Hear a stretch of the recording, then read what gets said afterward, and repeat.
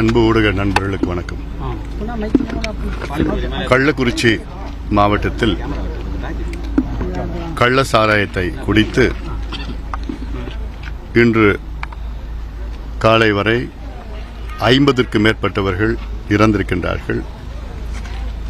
இன்னும் கிட்டத்தட்ட ஒரு 100க்கு மேற்பட்டவர்கள் மருத்துவமனையில் அனுமதிக்கப்பட்டிருக்கின்றார்கள். அதில் ஒரு 30க்கு மேற்பட்டவர்கள் தீவிர சிகிச்சை பிரிவில் அனுமதிக்கப்பட்டிருக்கின்றார்கள்.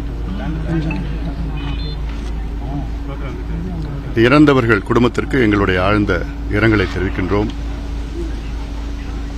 இது தமிழகத்திற்கு ஒரு பேரிழப்பாக நான் பார்க்கின்றேன். அதேபோன்று தமிழகத்திற்கு ஒரு மிகப்பெரிய ஒரு அவமானமாக நான் பார்க்கின்றேன். இறந்தவர்கள் 99 விழுக்காடு கூலி தொழிலாளர்கள், விவசாய கூலி தொழிலாளர்கள், சாதாரண ஏழை எளிய மக்கள். அதில் 90 விழுக்காடு மக்கள் பட்டியலினத்தை சார்ந்தவர்கள், தாழ்த்தப்பட்ட சமுதாயத்தை சார்ந்தவர்கள். இன்னும் அடுத்த சில நாட்களில்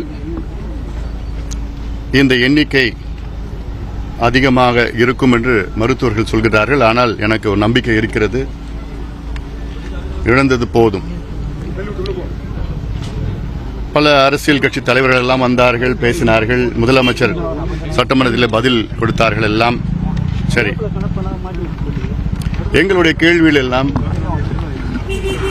கடந்த ஆண்டு விழுப்புரம் மாவட்டம், காஞ்சிபுரம் மாவட்டத்தில் நடந்த சம்பவத்தில் கிட்டத்தட்ட ஒரு பகுதியில் 22 பேர், 29 பேர் மொத்தத்தில் இறந்தார்கள். அன்றும் முதலமைச்சர் இதே பதில்தான் சொன்னார். கடுமையாக நடவடிக்கைகள் எடுப்போம், இது போன்ற சம்பவம் நடைபெறாமல் பார்த்துக் கொள்வோம் என்றெல்லாம் சொல்லி கிட்டத்தட்ட 10 மாதத்தில் மிகப்பெரிய ஒரு சம்பவமாக இதை நான் பார்க்கின்றேன். இதற்கு முதலமைச்சர் முழு பொறுப்பு எடுத்துக் கொள்ள வேண்டும். தட்டி கழிக்கக்கூடாது. இதற்கு யார் யார் சம்பந்தப்பட்டிருக்கின்றார்களோ அவர்களுக்கு கடுமையான தண்டனை. இதில் சம்பந்தப்பட்டவர்கள் ஏதோ தினம் இந்த கள்ளச்சாராயத்தை விற்பவர்கள் மட்டும் கிடையாது. இவர்களுக்கு யார் உடந்தையாக இருக்கின்றார்கள், இவர்களுக்கு யார் பாதுகாப்பாக இருக்கின்றார்கள் என்று மிகப்பெரிய அரசியல் புள்ளிகள்லாம் இதில் ஈடுபட்டிருக்கின்றார்கள். அதனால்தான் எங்களுக்கு சிபிசிஐடி விசாரணையிலே அவர்கள் மீது எங்களுக்கு மரியாதை இருக்கிறது. ஆனால் அவர்கள் நேர்மையான முறையிலே விசாரிப்பார்கள் என்று எங்களுக்கு நம்பிக்கை இல்லை. காரணம், இது அரசியல் புள்ளிகள், குறிப்பாக ஆளுங்கட்சியை சார்ந்த அரசியல் புள்ளிகள் ஈடுபட்டிருக்கிறார்கள் என்ற காரணத்தால் முழுமையான விசாரணை வராது. அதனால்தான் எங்களுடைய நோக்கம், இதற்கு சிபிஐ விசாரணை வேண்டும். சிபிஐ விசாரணையில் கடந்த 30 ஆண்டுகளாக 20 ஆண்டுகளாக யார் யார் இதை விற்றுக் கொண்டிருக்கின்றார்கள், இதற்கு யார் தூண்டுகிறார்கள், இதற்கு யார் பெரிய தலைகள், இதில் சம்பந்தப்பட்டிருக்கின்ற தலைகள் எல்லாம் அவர்கள் கண்டுபிடிப்பார்கள். இது எங்கிருந்து வந்தது, இது மற்ற மாநிலத்திலிருந்து வந்ததா, இதெல்லாம் சிபிஐ விசாரணை நடந்தால்தான் தெரியும். முதலமைச்சருக்கு எங்களுடைய கோரிக்கைகள், இந்த துறையை சார்ந்த அமைச்சர் முத்துசாமி அவர்கள், இந்த மாவட்டத்தை சார்ந்த பொறுப்பு அமைச்சர் ஏவா வேலு அவர்கள் இருவரும் பதவி விலக வேண்டும். இல்லது முதலமைச்சர் அவர்கள் பதவியை விலக்க வேண்டும், பொறுப்பிலிருந்து எடுக்க வேண்டும். ஏன்னா அவங்க தான் இதற்கு இவ்வளவு சாவுகளுக்கு காரணமா நான் பார்க்கிறேன். துறை அமைச்சர் அவர் நினைச்சிட்டு இருக்காரு மது விலக்கு துறை, கலால் துறைனா மதுவை விற்கணும்னு நினைச்சிட்டு இருக்காரு. அந்த மதுவை வித்து தான் மது நோயாளிகளாக மாறி அவர்களால் 150 200 ரூபாய் குடிக்க முடியாத 30 ரூபாய் 40 ரூபாய்க்கு இது போன்ற விஷச்சாராயம் கள்ளச்சாராயம் குடிச்சிட்டு இருக்கிற சூழல் வந்திருக்குது. அடுத்தது காவல்துறை கண்காணிப்பாளரும் மாவட்ட ஆட்சியர், அதுவும் குறிப்பா மாவட்ட ஆட்சியர் மீது எங்களுக்கெல்லாம், எனக்கு தனிப்பட்ட முறையில் மிகுந்த கோபம் இருக்கிறது.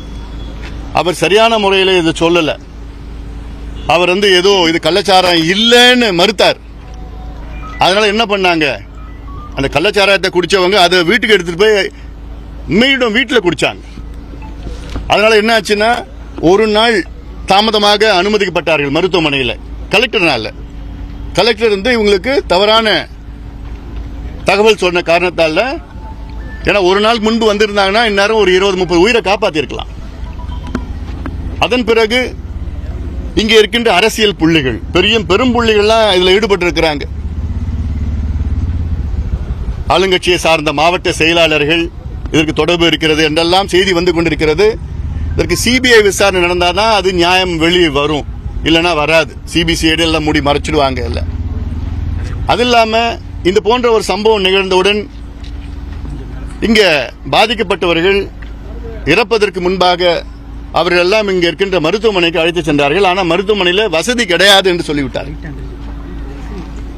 2 நாட்களுக்கு பிறகுதான் கள்ளக்குறிச்சி அரசு மருத்துவமனையில் அங்க மருத்துவர்கள்லாம் நியமனம் பண்ணாங்க, வந்தாங்க. இப்போதான் கொஞ்சம் வசதிகள் ஓரளவுக்கு இருக்கிறது. அன்னைக்கு நான் போன வீடுகள்லாம் இன்னைக்கு இப்போ கருணாபுரத்தில் வீடுக்கு போயிருக்கேன். இங்க கிட்டத்தட்ட 22 பேர் இந்த ஒரு பகுதியில் இறந்திருக்கிறாங்க. இறந்தவர்கள் அத்தனை பேரும் பட்டியலினத்தை சார்ந்தவர்கள், இஸ்லாமிய சமுதாயத்தை சார்ந்தவர்கள். அவங்க சொன்னதெல்லாம் நாங்க நேரடியாக ஹாஸ்பிட்டல் போனோங்க, கள்ளக்குறிச்சி ஜிஹெச் போனோம், அங்க வசதி இல்ல, எங்களுக்கு சேலம் அனுப்பி விட்டாங்கன்னு. அப்புறம் எதுக்கு நீங்க கள்ளக்குறிச்சி மருத்துவமனையை தொடங்கினீங்க? எதுக்கு இவ்வளவு பெரிய பில்டிங் கட்டினீங்க? மருத்துவர்கள் அப்புறம் எதுக்கு நீங்க வச்சிருக்கீங்க, நடத்துறீங்க? இது அரசினுடைய தோல்வின்னு நான் பாக்குறேன் நான். ஏன்னா இதெல்லாம் ஆய்வு நடத்த வேணும். அது இல்லாம கடந்த ஆண்டு விழுப்புரத்தில் நடந்த சம்பவத்துக்கு பிறகு அதுல ஆன்டிடோட்னு ஒன்று இருக்கு. அந்த ஆன்டிடோட் வந்து இல்ல, வெளிநாட்டில் தான் இருக்கு அப்படின்னு அந்த டீன் சொன்னாங்க, முன்னியம்பாக்கம் டீன் சொன்னாங்க. அடுத்த சம்பவம், அதாவது அப்ப என்ன சொன்னாங்க சுகாதாரத்துறை அமைச்சர், அந்த ஆன்டிடோட்லாம் நாங்க வாங்கி தயார் நிலையில் வச்சிருப்போம், அடுத்தது யாராவது இது மாதிரி வந்ததுன்னா அது பயன்படுத்துவதற்காக வச்சிருப்போம்னு சொன்ன முதல் சுகாதாரத்துறை அமைச்சர். இன்னைக்கு ஆன்டிடோட் இல்ல. ஆன்டிடோட் இருந்ததுன்னா இன்னைக்கு ஒரு 20-30 உயிரை காப்பாத்திருக்கலாம். அதுக்கு மாற்று ஆன்டிடோட் வந்து எத்தனால் கொடுத்திருக்காங்க. இது மெத்தனால் பாய்சனிங், எத்தனால் கொடுத்திருக்காங்க. அது பரவாயில்ல, ஆனா அது தாமதமா நடத்திருக்கு, தாமதமா கொடுத்திருக்காங்க. அதெல்லாம் ஏன்னா ஆன்டிடோட் மட்டும் இருந்ததுன்னா 10 மணி நேரத்துல இருந்து 30 மணி நேரத்தில் கொடுத்திருந்தா உயிரை காப்பாத்திருக்கலாம். இவ்வளவு உயிர் நமக்கு எழுந்திருக்க தேவையில்லை. இந்த தயார் நிலையில அரசும் இல்ல, மெத்தனமாக இருந்துட்டாங்க. காவல்துறை சுத்தமா மெத்தனமா இருந்துட்டாங்க. ஆட்சியரும் இது போன்ற தவறான முறையில வழி நடத்திட்டார். இதனால என்னுடைய நோக்கம் என்னன்னா, அடுத்தது மாவட்ட ஆட்சியரும் காவல்துறை கண்காணிப்பாளர் மேல எஃப்ஐஆர் போடணும். எஃப்ஐஆர் போட்டாதான் மற்ற எஸ்பி கலெக்டருக்கு பயம் வரும். பயம் வந்தாதான் இந்த கள்ளச்சாராயம் ஒழிக்க முடியும். இல்ல அடுத்தது காலங்காலமா இது காய்ச்சிட்டு தான் இருப்பான். ஜெயிலுக்கு காலையில போயிட்டு சாயங்காலம் வெளியில வந்துடும். இப்ப சொன்னா ஒரு தம்பி இங்க கருணாபுரத்தில் ஒரு தம்பி சொல்றான், ஏங்க நாங்க எத்தனையோ முறை புகார் கொடுத்தோம், புகார் கொடுத்த உடனே காவல்துறையிலிருந்து புகார் கொடுத்து காவல்துறை புகார் கொடுத்து அவன் பாதிக்கப்பட்டவன் சம்பவம் நடந்தவன் அவன் என்ன வந்து மிரட்டுறான், சாயங்காலம் வந்து மிரட்டுறான், காலையில் அவனை கைது பண்றாங்க, சாயங்காலம் வெளியில வரான். அப்ப இது அரசியல் ஆதரவு இல்லாம செய்ய முடியாது. இது தொடர்ச்சியா எதுவும் கள்ளக்குறிச்சி மாவட்டம் தமிழ்நாட்டில் மிகப்பெரிய பின்தங்கிய மாவட்டம். விழுப்புரம், கள்ளக்குறிச்சி தொழில் கிடையாது, விவசாயம் கிடையாது, விவசாய வாழ்வாதாரம்னா ஒண்ணுமே கிடையாது, வேலை வாய்ப்பு கிடையாது. கிராம இப்போ அந்த மாதவச்சேரின்னு ஒரு கிராமத்துக்கு நான் போயிட்டு பார்த்து வந்தேன் இதுக்கு முன்பு. அங்க வந்து 6 பேர் இறந்திருக்காங்க அந்த கிராமத்துல. ஆனா கணக்கு வந்து ஒண்ணுதான். அந்த கிராமத்துல ஒருவர் தான் இறந்ததா கணக்கு சொல்றாங்க, ஆனா 6 பேர் இறந்திருக்கிறாங்க.